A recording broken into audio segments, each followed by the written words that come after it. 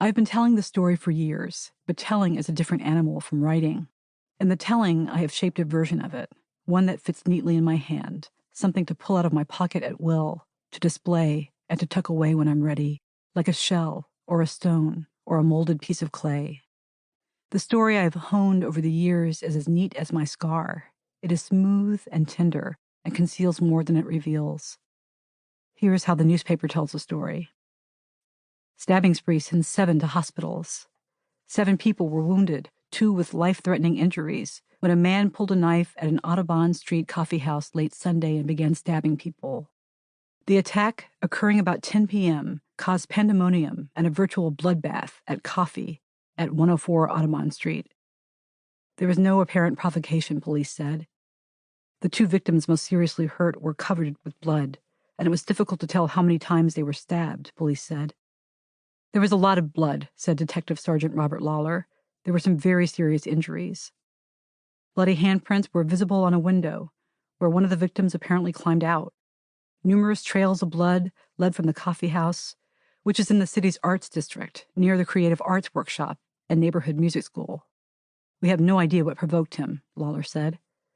There were about 10 people in the coffee house at the time, he said. New Haven Register, Monday, August 8, 1994. The first time I read this article, I laughed when I got to bloodbath. Bloodbath? It sounded like something from a trailer for a slasher movie. But it wasn't a movie, and there was a lot of blood, evidently, although I don't remember that part. I remember it differently. On the night of August 7th, 1994, I walked into a coffee shop called Coffee on Audubon Street in New Haven. I was a graduate student in the American Studies program at Yale, and I was there to work. I had James Bolton Johnson with me, specifically his 1912 novel, The Autobiography of an Ex-Colored Man, about which I was writing a paper. I was having a hard time concentrating that night, so I went to Coffee, which was not far from where I lived, and was one of the many spaces in New Haven where students went to read and write and talk. It was a typical coffee shop in a typical college town. I was frustrated with my work, so frustrated with my inability to concentrate that I was giving the evening only one last chance. It was late, nearly 9 o'clock. Maybe too late, maybe just call it a night.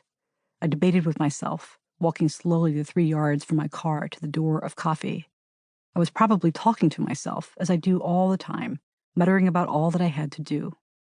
A man on a bicycle and I approached the door at the same time. Beside him stood an average-size, average-looking brown dog on a leash. The man was listing on his bike, rocking side to side, as if he himself had not made the commitment to go inside the shop. Maybe, maybe not. Our eyes met. He looked like Gallagher, the 1970s comedian, the same long hair and bald pate, the same thick mustache.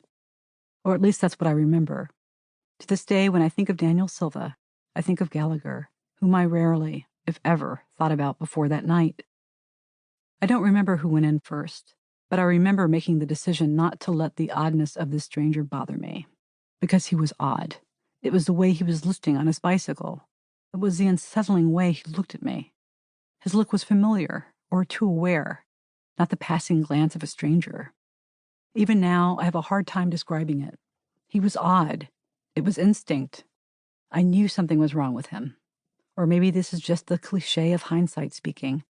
After all, we're talking about a university town and a coffee shop full of nerds off in their own little worlds, people who routinely talk to themselves out loud, as I had been doing that night. Here I have lingered longer than I lingered in that moment, which passed as quickly as a proverbial blink of an eye.